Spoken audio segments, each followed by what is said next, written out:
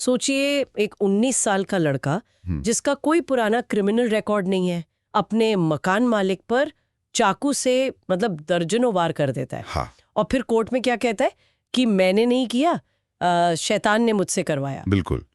ये कोई फिल्मी कहानी नहीं है, ये असलियत है कनेक्टिकट के एक छोटे से शहर ब्रुकफील्ड की। साल था 1981। 16 फरवरी की तारीख। आर्ने शायन जॉनसन नाम का लड़का और उसने 40 साल के एलन बोनो की, जो उसका मकान मालिक था, बड़ी बेरहमी से हत्या कर दी। और इसी केस ने अमेरिकी कानूनी इतिहास में जैसे भूचाल ला दिया था। पहली बार हुआ कि बचाव पक्ष ने यह दलील देने की कोशिश की कि भाई आरोपी हत्या के वक्त शैतानी कब्जे में था, डीमोनिक पोजेशन जिसे कहते हैं। हाँ, वही मशहूर the devil made me do it case. Exactly. तो आज हम इसी काफी उलझे हुए और सच कहूं तो थोड़े डरावने मामले की गहराई में उतरेंगे। हाँ, ये सिर्फ एक कत्ल की कहानी नहीं है, इसमें बहुत कुछ है। बिल्कुल।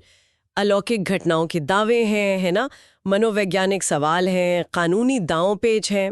और हाँ, वो मशहूर पैरानॉर्मल जांचकर्ता एड और लॉरेन वॉरेन भी इसमें शामिल थे। हमारे पास इस केस से जुड़े कई स्रोत हैं, मतलब रिपोर्ट्स हैं, इंटरव्यूज हैं, कुछ शक जताने वाले लेख भी हैं और वॉरेन की अपनी बातें भी।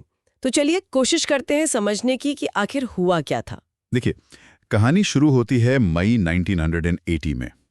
ये लड़का आर्ने जॉनसन अपनी मंगेतर डेबी ग्लैडज़िल के परिवार के साथ रहने आता है। अच्छा। डेबी का एक छोटा भाई भी है, 11 साल का डेविड ग्लैडज़िल, और उनके मकान मालिक हैं एलन बोनो।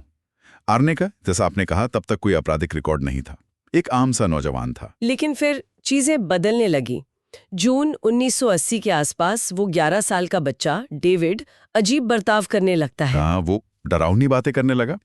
कहने लगा कि उसे कोई बूढ़ा आदमी दिखता है जो कभी कभी शैतान जैसा बन जाता है, ओह, और वो लैटिन में कुछ बुदबुदाता है और उसकी रूह छीनने की धमकी देता है। बाप रे, 11 साल का बच्चा ऐसी बातें करे तो कोई भी डर जाए। बिल्कुल। और परिवार के मुताबिक डेविड की हालत बिगड़ती चली गई। वो अजीब आवाजों में गुर्राने लगा, गालियां बकने लगा, कभी कभी तो बाइबल या जॉन मिल्टन की पैराडाइज लॉस्ट के हिस्से सुनाने लगता था। क्या? Paradise lost? एक 11 साल का बच्चा? हाँ, और रात में उसे हिंसक दौरे पड़ते थे।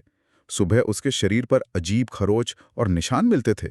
परिवार पूरी तरह दहशत में था। जाहिर है। तो फिर उन्होंने क्या किया? इसी डर और घबराहट में ग्लैडज़िल परिवार ने मदद के लिए एड और लॉरेन वॉरेन से संपर्क किया। वो उस जमाने में अमेरिका के सबसे जाने माने पैरानॉर्मल जांचकर्ता थे। हाँ, सुना है उनके बारे में।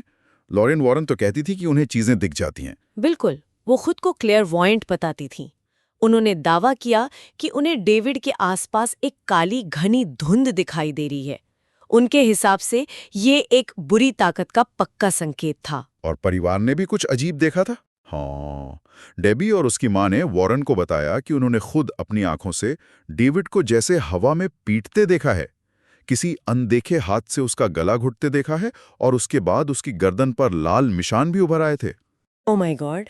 इन सब बातों के आधार पर वॉरेन इस नतीजे पर आए कि डेविड पर किसी एक शैतान का नहीं, बल्कि कई बुरी आत्माओं का कब्जा है। कई शैतानों का? ये तो बहुत ही ज्यादा मतलब गंभीर दावा था।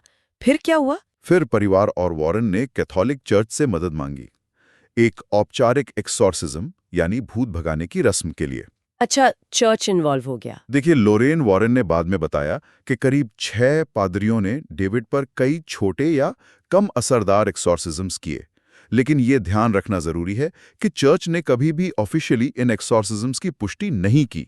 6 पादरी और चर्च ने कंफर्म नहीं किया, ये बात थोड़ी अजीब है। खैर, इन रस्मों के दौरान क्या हुआ, कुछ खास? हाँ, इन्हीं रस्मों के दौरान एक बहुत ही नाटकीय मोड़ आया। जो लोग वहां थे, मतलब परिवार के लोग और वॉरेन, उनके मुताबिक एक एक्सॉर्सिज्म के वक्त जब पादरी शैतान को निकालने की कोशिश कर रहे थे, तब आर्ने जॉनसन, जो डेविड की तकलीफ देख रहा था, हाँ। उसने कथित तौर पर शैतान को ललकारा। वो चिल्लाया, इसे छोड़ दो, इसे छोड़ो और मेरे अंदर आ जाओ, मुझे ले लो। क्या? उसने शैतान को खुद में आने का न्योता दिया? ये तो किसी हॉरर फिल्म जैसा लग रहा है। बिल्कुल। और परिवार, खासकर डेबी ग्लैडज़िल के मुताबिक, इसी ही घटना के ठीक बाद आर्ने का बर्ताव एकदम बदल गया। कैसे बदला?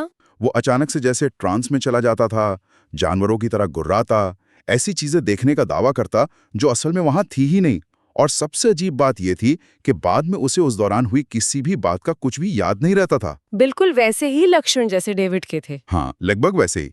तो वॉरेन और परिवार का यही मानना था कि शैतान डेविड को छोड़कर आर्ने के शरीर में आ गया है। और वॉरेन ने इस पर क्या कहा? क्या उन्होंने आर्ने को चिताया नहीं था? एड वॉरेन ने बाद में दावा किया था कि उन्होंने आर्ने को पहले ही चेतावनी दी थी कि वो शैतान को न उकसाएं, उसे चुनौती ना दे। उन्होंने एक घटना का जिक्र भी किया था। कौन सी घटना? कि कथित तौर पर शैतान ने एक बार आर्ने की कार का नियंत्रण अपने हाथ में ले लिया और उसे एक पेड़ से टकरा दिया। खैर, आर्ने को चोट नहीं आई। बाप रे। एक और किस्सा सुनाया जाता है कि आर्ने उस पुराने कुएं के पास भी गया था जिसके बारे में कहा जाता था कि शैतान वहीं रहता है। ये सब बातें कहानी को और ज्यादा रहस्यमयी बनाती हैं। और फिर आया वो दिन 16 फरवरी 1981 जिसने सब कुछ बदल दिया। हाँ, उस दिन आर्ने ने अपने काम से छुट्टी ली थी। वो अपनी मंगेतर डेबी, अपनी बहन वांडा और डेबी की 9 साल की कजिन मैरी के साथ था और उनके मकान मालिक एलन बोनो भी वहीं थे। अब बोनो ने शराब पीवी थी? हाँ, बताया जाता है कि उसने काफी शराब पी रखी थी। दोपहर के खाने के बाद सब लोग पास के कैनेल पर थे जो बोनो का ही था। वहां बोनो नशे में काफी गुस्से में आ गया। क्या हुआ? उसने डेबी की छोटी कजिन मैरी को पकड़ लिया और उसे छोड़ने से मना करने लगा। माहौल एकदम गर्म हो गया। आर्ने ने बोनो से कहा कि वो बच्ची को छोड़ दे। और फिर? आर्ने की बहन वांडा जो वहीं थी, उसने बाद में गवाही दी कि आर्ने अचानक एक जानवर की तरह गुर्राया। क्या? हाँ, उसने अपनी जेब से करीब 5 इंच लंबा चाकू निकाला और गुस्से में बोनो पर एक के बाद एक कई वार कर दिए। बोनो बुरी तरह जख्मी हो गया और कुछ घंटों बाद अस्पताल में उसकी मौत हो गई। हे भगवान! और ये ब्रुकफील्ड शहर की पहली हत्या थी? हाँ, उस शहर के लगभग 200 साल के इतिहास में पहली हत्या। पूरे शहर में सनसनी फैल गई। जाहिर है। हत्या के बाद आर्ने का क्या हुआ? वो भागा? वो घटनास्थल से करीब 2 मील दूर पकड़ा गया। पुलिस रिपोर्ट के मुताबिक जब उसे गिरफ्तार किया गया तो उसने कहा कि उसे कुछ याद नहीं कि क्या हुआ था और उसने ये भी माना कि उसे शराब पीने की लत है। ये बात आगे चलकर काफी अहम साबित हुई। तो एक तरफ आर्ने कह रहा है उसे कुछ याद नहीं, दूसरी तरफ वॉरेन कह रहे हैं कि उस पर शैतान का कब्जा था। मामला कोर्ट पहुंचा होगा। बिल्कुल, और यहीं से ये केस कानूनी इतिहास का हिस्सा बन गया। लोरेन वॉरेन ने पुलिस को फौरन बता दिया कि आर्ने हत्या के वक्त अपने होश में नहीं था, उस पर शैतान का कब्जा था। और वकील ने यही दलील दी?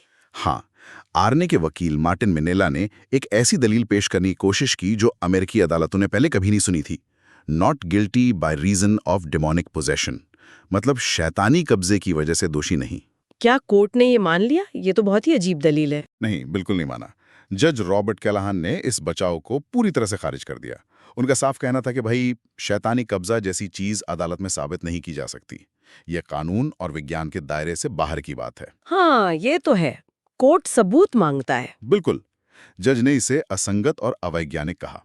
इसके बाद बचाव पक्ष को अपनी रणनीति बदलनी पड़ी और उन्होंने सेल्फ डिफेंस यानी आत्मरक्षा की दलील दी। लेकिन ये शैतानी कब्जे वाली बात, इसने मीडिया में तो तहलका मचा दिया होगा। जबरदस्त। ये केस दुनिया भर में छा गया। अखबारों ने इसे डीमन मर्डर ट्रायल यानी दानव हत्या मुकदमा का नाम दिया। वॉरेन के एजेंट भी एक्टिव हो गए। इस कहानी पर लेक्चर, किताब, यहाँ तक कि फिल्म बनाने की बातें होने लगी। इसने केस को और भी ज्यादा सनसनीखेज बना दिया। तो आखिर में फैसला क्या हुआ? जूरी ने क्या माना? जूरी ने करीब 15 घंटे तक विचार विमर्श किया। उनके लिए भी आसान नहीं रहा होगा। आखिरकार 24 नवंबर 1981 को उन्होंने आर्ने जॉनसन को मर्डर का दोषी नहीं माना, बल्कि फर्स्ट डिग्री मैनस्लॉटर का दोषी पाया। मैनस्लॉटर मतलब गैर इरादतन हत्या। हाँ, मतलब हत्या इरादे से नहीं की गई, लेकिन लापरवाही या गुस्से में की गई।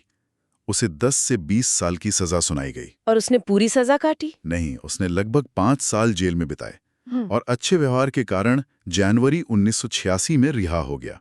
ठीक है, तो कानूनी प्रक्रिया पूरी हुई, सजा भी हो गई। लेकिन वो जो असली सवाल था कि क्या आर्ने पर वाकई कब्जा था, वो तो वहीं का वहीं रहा। इस पर अलग-अलग लोगों की क्या राय है? सबसे पहले तो वॉरेन, आर्ने और डेबी क्या कहते रहे? एड और लोरेन वॉरेन, आर्ने और डेबी ग्लैडसेल। डेबी और आर्ने ने तो जनवरी 1984 में जेल में ही शादी कर ली थी। अच्छा, जेल में? हाँ, और डेबी की 2021 में मृत्यु तक वो साथ रहे। तो ये सभी लोग हमेशा अपनी बात पर कायम रहे कि शैतानी कब्जा एक सच्चाई थी। लॉरेन वॉरेन ने तो डेविड के बारे में और भी चौंकाने वाले दावे किए थे। जैसे? जैसे कि डेविड हवा में कुछ इंच ऊपर उठ जाता था, उसकी सांस अचानक रुक जाती थी और यहाँ तक कि वो भविष्य देख लेता था। लॉरेन ने दावा किया कि डेविड ने भविष्यवाणी की थी कि आर्ने किसी की हत्या करेगा। भविष्यवाणी? अरे बाप रे, ये तो कहानी को और भी उलझा देता है। और इस पर किताब भी आई थी, है ना? हाँ बिल्कुल। 1983 में गेराल्ड ब्रिटल नाम के एक लेखक ने लॉरेन वॉरेन की मदद से इस पूरे मामले पर एक किताब लिखी, द डेविल इन कनेटिकट। इस किताब ने वॉरेन के नजरिए को दुनिया भर में फैला दिया और केस को और ज्यादा मशहूर कर दिया। लेकिन क्या सबने इस कहानी पर यकीन कर लिया? क्या कोई शक करने वाले, सवाल उठाने वाले भी थे? हाँ बिल्कुल थे।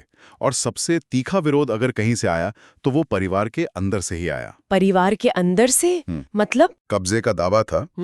उसके बड़े भाई कार्ल ग्लैडज़ेल जूनियर ने इस पूरी कहानी पर बहुत गंभीर सवाल उठाए। ओह। 2006 में जब वो किताब द डेविल इन कनेटिकट दोबारा छापी गई तो कार्ल ने लेखकों और पब्लिशर्स पर मुकदमा कर दिया। मुकदमा? किस बात पर? कार्ल का सीधा आरोप था कि ये पूरी शैतानी कब्जे की कहानी एड और लॉरेन वॉरेन द्वारा गढ़ी गई एक बड़ी धोखाधड़ी थी, एक होक्स था। क्या? धोखाधड़ी? हाँ, उसने कहा कि वॉरेन ने उनके परिवार की मुसीबत और डेविड की दिमागी परेशानी का फायदा उठाया ताकि वो पैसा और शोहरत कमा सकें। कार्ल ने यह भी आरोप लगाया कि वॉरेन ने कहानी को ज्यादा सनसनीखेज बनाने के लिए परिवार के लोगों को सिखाया पढ़ाया था कि उन्हें क्या कहना है और कैसे कहना है। ये तो बहुत संगीन आरोप है। मतलब एक भाई कह रहा है कि उसके छोटे भाई के साथ जो हुआ वो सब झूठ था, वॉरेन का रचा हुआ ड्रामा। हाँ बिल्कुल। क्या इस नजरिए को कहीं और से भी समर्थन मिला? मतलब क्या कोई और भी था जो वॉरेन पर शक कर रहा था? हाँ, कई स्केप्टिकल ग्रुप्स और एक्सपर्ट्स भी वॉरेन के तरीकों पर सवाल उठाते रहे। जैसे न्यू इंग्लैंड स्केप्टिकल सोसाइटी है, NESS। उन्होंने वॉरेन के काम को छद्म विज्ञान मतलब स्यूडो साइंस कहा। क्यों? उनका क्या तर्क था? उनका कहना था कि वॉरेन के दावों के पीछे ठोस वैज्ञानिक सबूत नहीं होते थे। वो ज्यादातर सुनी सुनाई कहानियों पर निर्भर रहते थे। उनके फोटोग्राफिक या वीडियो सबूतों में भी अक्सर खामियां पाई जाती थी, जैसे अजीब रोशनी के धब्बे जो कैमरे की खराबी हो सकते थे, या वीडियो में एडिटिंग के निशान। तो NESS जैसी संस्थाओं का मानना था कि इन तथाकथित अलौकिक घटनाओं के पीछे साधारण वैज्ञानिक कारण हो सकते हैं। बिल्कुल। उनका कहना था कि वॉरेन अक्सर दूसरे संभावित स्पष्टीकरणों को नजरअंदाज कर देते थे। जैसे एक चीज होती है हिप्नेगोगिया, ये नींद और जागने के बीच की अवस्था है। हाँ, सुना है इसके बारे में। इसमें अजीब अनुभव होते हैं। हाँ, जैसे लकवा मार जाना, आवाजें सुनाई देना, डर लगना, सीने पर दबाव महसूस होना। नेस का तर्क था कि डेविड के कुछ अनुभव शायद हिप्नेगोजिया जैसे न्यूरोलॉजिकल कारणों से हुए हों। इसके अलावा ऑनलाइन फोरम जैसे रेडिट पर भी लोगों ने खूब बहस की। कुछ ने सवाल उठाया कि कब्जे के दौरान डेविड जो गालियां देता था, जैसे मोटा डेक, पोक चॉप, क्या सचमुच कोई शैतान ऐसी बचकानी बातें करेगा? हाँ, ये तो सोचने वाली बात है। वीडियो सबूतों की कमी पर भी सवाल उठे और वॉरेन के संभावित आर्थिक फायदों पर भी शक जाहिर किया गया। अच्छा, ये तो हुआ शक और धोखाधड़ी का एंगल। क्या कोई मनोवैज्ञानिक या मेडिकल नजरिया भी है इस मामले पर? डेविड का बर्ताव, आर्ने का ट्रांस में जाना, क्या मनोविज्ञान इसे समझा सकता है? हाँ, और ये एक बहुत महत्वपूर्ण पहलू है। डॉक्टर पीटर कोनोली जैसे मनोवैज्ञानिकों ने ट्रांस पर काफी काम किया है। ये एक वास्तविक मनोवैज्ञानिक स्थिति है। ट्रांस, ये क्या होता है? इसमें इंसान का जो चेतन मन है, कॉन्शियस माइंड, वो जैसे पीछे हट जाता है और अचेतन प्रक्रियाएं, अनकॉन्शियस प्रोसेसेस हावी हो जाती हैं। ये हिप्नोसिस या डिसोसिएटिव आइडेंटिटी डिसऑर्डर जैसी स्थितियों से जुड़ा हो सकता है। तो क्या कब्जा एक तरह का ट्रांस हो सकता है? कॉनली का यही तर्क है कि जिसे लोग कब्जा समझते हैं वो अक्सर एक बहुत गहरी ट्रांस की अवस्था हो सकती है, जिसे समाज और संस्कृति कब्जे का नाम दे देती है। इसके लिए किसी शैतान की जरूरत नहीं है। और क्या मानसिक बीमारियों के लक्षणों को भी कब्जा समझने की गलती हो सकती है? बिल्कुल हो सकती है। डॉक्टर अंजना विलियम्स जैसे एक्सपर्ट्स ने इस बारे में लिखा है कि इतिहास में और आज भी कई संस्कृतियों में गंभीर मानसिक बीमारियों के लक्षण जैसे सिजोफ्रेनिया या बाइपोलर डिसऑर्डर में होने वाले मतिभ्रम, हैलुसिनेशंस, भ्रम, डिल्यूजन्स, अजीब व्यवहार, बदली हुई चेतना, इनको अक्सर शैतानी कब्जा मान लिया जाता है। हाँ, ये तो खतरनाक हो सकता है। मरीज को सही इलाज नहीं मिल पाएगा। बिल्कुल हो सकता है डेविड ग्लैडज़ेल किसी मानसिक स्वास्थ्य समस्या से जूझ रहा हो जिसे गलत समझा गया। तो हमारे पास कब्जे का दावा है, धोखाधड़ी का आरोप है, मनोवैज्ञानिक स्पष्टीकरण है। क्या कोई और थ्योरी भी है? आपने कार्ल ग्लैडज़ेल के मुकदमे का जिक्र किया था। क्या उसने कोई और बात भी कही थी जो अहम हो? हाँ, एक और चौंकाने वाली बात सामने आई, खासकर नेटफ्लिक्स की हालिया documentary the devil on trial में। कार्ल ग्लैडज़ल ने यह भी आरोप लगाया कि उसे शक है या उसे कुछ ऐसे संकेत मिले कि उसकी माँ परिवार के सदस्यों को, खासकर डेविड को, छुपकर सोमिनेक्स नाम की नींद की गोली देती थी। सोमिनेक्स, ये क्या है? सोमिनेक्स एक ओवर द काउंटर नींद की दवा है। इसका मुख्य तत्व है डिफेनहाइड्रामाइन। डिफेनहाइड्रामाइन, ये तो एलर्जी की दवा बेनाड्रिल में भी होता है ना? हाँ, बिल्कुल वही। अब बात यह है कि डिफेनहाइड्रामाइन खासकर अगर ज्यादा मात्रा में लिया जाए या बच्चों को दिया जाए तो इसके गंभीर साइड इफेक्ट्स हो सकते हैं। क्या साइड इफेक्ट्स? इसमें मति भ्रम यानी हैलुसिनेशंस हो सकते हैं, भ्रम यानी डिल्यूजन हो सकता है, घबराहट और यहाँ तक कि दौरे यानी सीजर्स भी पड़ सकते हैं। मतलब कार्ल का शक था कि डेविड का वो अजीब बर्ताव, शैतान देखना, गुर्राना, ये सब शायद सोमिनेक्स के साइड इफेक्ट्स थे। हाँ, कार्ल का यही अनुमान था। ये डेविड के व्यवहार के लिए एक और संभावित स्पष्टीकरण पेश करता है, जो पूरी तरह से मेडिकल है, ना कि अलौकिक या मनोवैज्ञानिक। लेकिन हाँ, यहाँ ये जोर देकर कहना जरूरी है कि ये सिर्फ कार्ल ग्लैडज़ल का एक आरोप या शक है। ये बात कभी कोर्ट में साबित नहीं हुई है और ना ही इसके कोई पुख्ता सबूत मिले हैं। समझ गई। तो इतने सारे पहलू हैं, अलौकिक, धोखाधड़ी, मनोविज्ञान, दवा का असर, लेकिन कोर्ट में प्रोसिक्यूटर ने क्या कहा था? उनका क्या मानना था हत्या के पीछे? प्रोसिक्यूटर वॉल्टर फ्लैनेगन का तर्क बहुत सीधा और जमीनी था। उन्होंने कोर्ट में कहा कि भाई ये मामला शैतान या कब्जे का नहीं, बल्कि गुस्से और शराब का है। अच्छा। उनका कहना था कि हत्या का मकसद सीधा था। एलल बोनो ने नशे में डेबी ग्लैडज़ेल, आर्ने की मंगेतर, के बारे में शायद कोई अपमानजनक टिप्पणी की थी। इससे आर्ने को गुस्सा आया और उसने नशे की हालत में आपा खोकर बोनो पर चाकू से हमला कर दिया। और आर्ने ने खुद भी तो गिरफ्तारी के वक्त शराब की समस्या मानी थी। हाँ, ये बात प्रोसिक्यूशन के केस को मजबूत करती थी। कुछ ऑनलाइन चर्चाओं में लोगों ने इस थ्योरी को और आगे बढ़ाया है। कहा जाता है कि आर्ने डेबी को लेकर काफी पॉसेसिव था, कभी-कभी हिंसक भी हो जाता था। एक अटकल ये भी है कि हत्या से ठीक पहले आर्ने और डेबी के बीच झगड़ा हुआ था, जिसमें बोनो ने बीच बचाव करने की कोशिश की और इसी में बात बढ़ गई। ये सब सामान्य मानवीय कारण हैं, गुस्सा, शराब, जलन, जो अक्सर अपराधों के पीछे पाए जाते हैं। तो कहानी जहां शैतानी कब्जे से शुरू हुई थी, वो धोखाधड़ी, मानसिक बीमारी, दवा के असर से होते हुए एक साधारण नशे में किए गए कत्ल तक आ जाती है। बाप रे, कितने अलग अलग नजरिए इस एक घटना के। सही कहा। और शायद सच्चाई इन सबके किसी जटिल मिश्रण में ही कहीं छिपी हो सकता है डेविड वाकई किसी मानसिक या न्यूरोलॉजिकल समस्या से गुजर रहा हो, परिवार डरा हुआ हो, वॉरेन ने मौके का फायदा उठाने की कोशिश की हो और आर्ने ने तनाव, शराब और गुस्से के कॉकटेल में आकर वो भयानक कदम उठा लिया हो। कौन जाने। इस केस का अंजाम क्या हुआ फिर? आर्ने का क्या बना और ग्लैडज़ेल परिवार का? जैसा हमने बताया, आर्ने जॉनसन ने लगभग 5 साल सजा काटी। उसने जेल में ही डेबी से शादी की और 1986 में रिहा हो गया। वो और डेबी साथ रहे, डेबी की 2021 में कैंसर से मृत्यु तक। लेकिन विवाद कभी खत्म नहीं हुआ। कार्ल ग्लैडज़ेल का मुकदमा और वॉरेन के तरीकों पर उठते सवालों ने इस केस को हमेशा सुर्खियों में रखा। ग्लैडज़ेल परिवार आज भी इस कहानी पर बुरी तरह बटा हुआ है। आर्ने और डेबी मरते दम तक वॉरेन के वर्जन पर कायम रहे, जबकि कार्ल इसे एक झूठा फसाना बताते हैं। और मीडिया पर तो इसका असर जबरदस्त रहा होगा, है ना? फिल्में वगैरह बनी। बेशक, इस केस ने अनगिनत किताबें, टीवी शोज और फिल्में प्रेरित की। हाल ही में 2021 में हॉलीवुड की बड़ी film I the Conjuring the devil made me do it, जो इसी केस पर आधारित थी। हाँ, देखिए मैंने। और 2023 में नेटफ्लिक्स पर डॉक्यूमेंट्री आई द डेविल ऑन ट्रायल।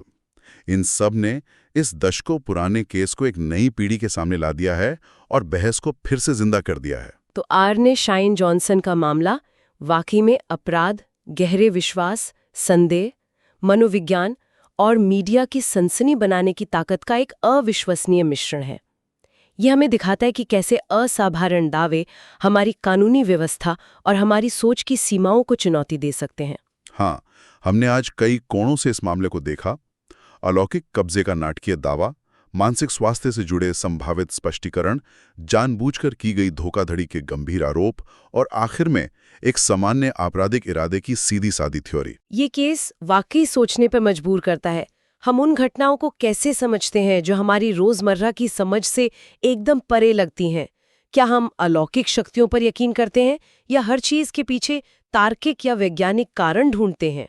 और ये सवाल भी उठता है कि जब सबूत अधूरे हों, गवाहों के बयान एक दूसरे के बिल्कुल उलट हों, तो सच तक पहुंचना कितना मुश्किल हो जाता है। क्या मनोवैज्ञानिक अवस्थाएं, हमारी सांस्कृतिक मान्यताएं और हमारे व्यक्तिगत अनुभव हमेशा एक दूसरे से साफ तौर पर अलग होते हैं या उनकी सीमाएं धुंधली हो जाती है? आखिर में बस एक सवाल हम अपने सुनने वालों के सोचने के लिए छोड़ जाते हैं। जब किसी इंसान का अपना निजी अनुभव, उसका अपना सच, बाहरी दुनिया के सबूतों, तर्कों और दूसरों के नजरियों से टकराता है, तो किस पर भरोसा किया जाए? और किसी के किए की जिम्मेदारी आखिर कहाँ खत्म होती है?